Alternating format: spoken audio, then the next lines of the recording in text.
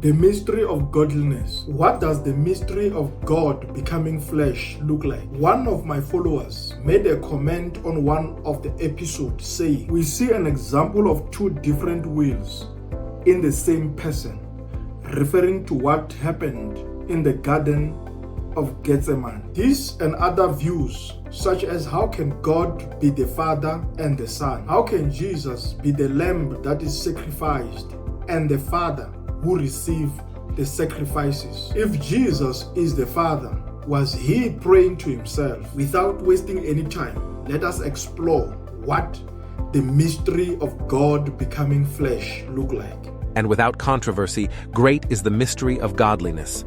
God was manifested in the flesh, justified in the Spirit, seen by angels, preached among the Gentiles, believed on in the world, received up in glory. God manifesting in the flesh is a mystery in itself. Before we explain what it means for God to be manifested in the flesh, we need to examine the key attributes and characteristics often associated with the essence of God and that of the man. Here are the key attributes and characteristics associated with God. 1. He is eternal. God is typically understood as existing outside the contrast of time. God is not bound by past, present, or future, and is considered eternal, having no beginning or end. Before the mountains were brought forth, or ever you had formed the earth and the world, even from everlasting to everlasting, you are God. 2. Ah, Omnipotence. Lord God, behold, you have made the heavens and the earth by your great power and outstretched arm. There is nothing too hard for you. Number 3. Omniscience. God is believed to be all-knowing or omniscient. This means that God has perfect and complete knowledge of everything, including past, present, and future. Great is our Lord and mighty in power. His understanding is infinite. Number 4. Omnipresence. God is considered to be present everywhere at all times. This attribute, known as omnipresence, suggests that God is not limited by physical boundaries and is fully present throughout the entire universe. Where can I go from your spirit? Or where can I flee from your presence? If I ascend into heaven, you are there. If I make my bed in hell, behold, you are there. If I take the wings of the morning and dwell in the uttermost parts of the sea, even there your hand shall lead me, and your right hand shall hold. Number 5. Immutability. The immutability of God refers to the belief that God is unchanging and immutable.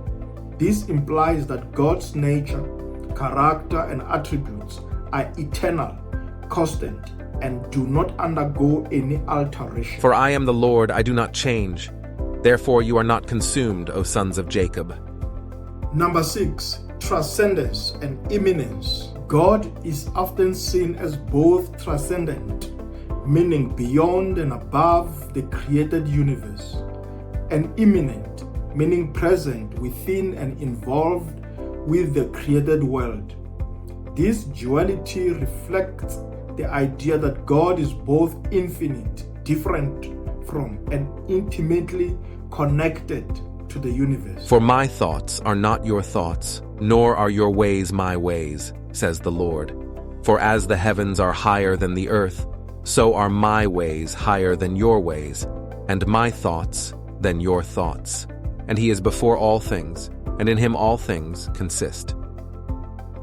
On the other hand, here are some key attributes and characteristics associated with a man. 1. Man is rational. Humans possess the capacity for complex thoughts and reason. Come now, and let us reason together, says the Lord. Though your sins are like scarlet, they shall be as white as snow. Though they are red like crimson, they shall be as wool. 2. Man is conscious. Humans are self-aware and conscious of their existence. I will praise you, for I am fearfully and wonderfully made. Marvelous are your works, and that my soul knows very well. 3. Moral and ethical agents. Humans have a sense of morality and can make ethical choices. He has shown you, O man, what is good, and what does the Lord require of you but to do justly, to love mercy, and to walk humbly with your God. 4. Emotions. Humans experience a wide range of emotions. Rejoice with those who rejoice, and weep with those who weep. 5. Creativity. Humans can be creative in various ways. And he has filled him with the Spirit of God, in wisdom and understanding, in knowledge and all manner of workmanship. 6. Free will. Humans have the ability to make choices independently. And if it seems evil to you to serve the Lord, choose for yourselves this day whom you will serve, whether the gods which your fathers served that were on the other side of the river, or the gods of the Amorites, in whose land you dwell. But as for me and my house, we will serve the Lord. And here is the mystery. Let this mind be in you which was also in Christ Jesus, who, being in the form of God, did not consider it robbery to be equal with God, but made himself of no reputation, taking the form of a bondservant, and coming in the likeness of men. Jesus was in the form of God, which means he possessed eternality, omnipotence, omniscience, omnipresence, immutability, transcendence, and immanence. Then he made himself of no reputation, taking the form of a bondservant, coming in the likeness of man, which means he exhibited rationality, consciousness, moral and ethical agency, emotions, creativity, free will.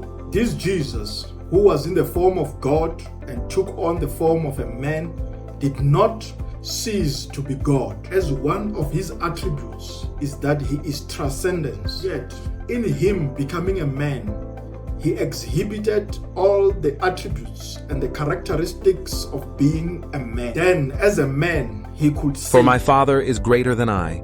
Father, if it is your will, take this cup away from me. Nevertheless, not my will, but yours be done. But of that day and hour no one knows, not even the angels of heaven, but my Father only. And he can pray to his Father. This is the mystery of godliness. Until next time, God bless you.